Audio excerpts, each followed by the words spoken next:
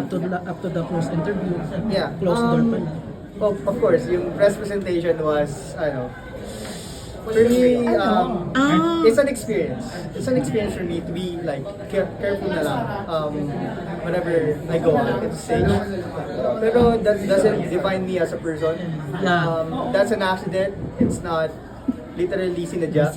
So, yung performance ko naman when it comes to preliminary, I enjoy it a lot. And then na-awardan pa ako, I'm glad na-awardan pa ako ng Mr. Charisma. So I think,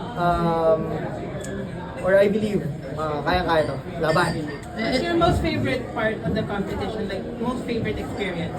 Most favorite experience yung sa preliminary. In Boracay. Yes, sa Boracay. Kasi we did have time to bond as a brother, not a competitor. Leader daw ako ng Union. Bakit?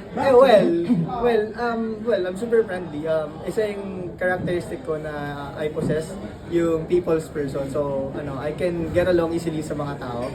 And then, they like me kasi I'm free spirit. Wala akong tinatagong masamang tinapay sa ibang tao. Sandro, ano yung favorite bonding nyo ng mga contestants? Favorite bonding namin, yung sumasayaw kami habang umuulan ng swinger competition. Kasi, Sample? ganun lang. Ganun lang. Technically, yung iba, sad kasi syempre wala kami pahinga rehearsal, may activities pa in the morning, and then prelim ng gabi. Tapos naulanan kami kasi yung weather sa Aklan or Boracay is habagat. In-expect naman namin na ganun, pero bakit ako masaya doon? Kasi instead of us making mukmok or being sad about it, we just enjoy it. Tapos, yun lang, sad, nagkasakit yung iba. Who do you think is your competition? Me? Yeah. Biggest competition. Okay. The candidates. Sarili ko na lang.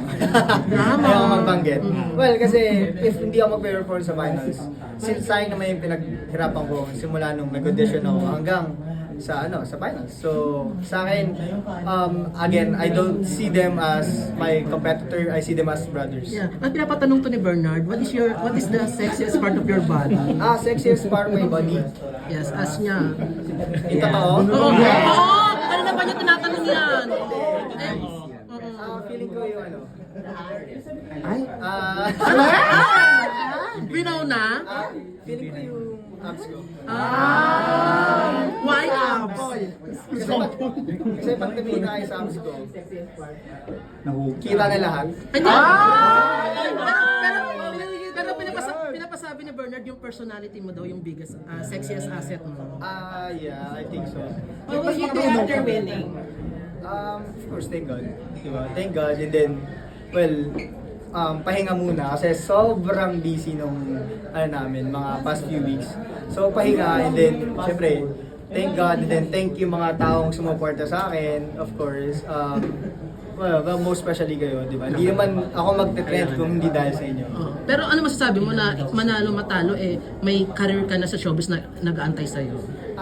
Hindi ako naniniwala sa manalo matalo. Naniniwala ako panalo-panalo. Win-win solution! Optimistic ako, yeah. I'm very optimistic. Thank you! Thank you.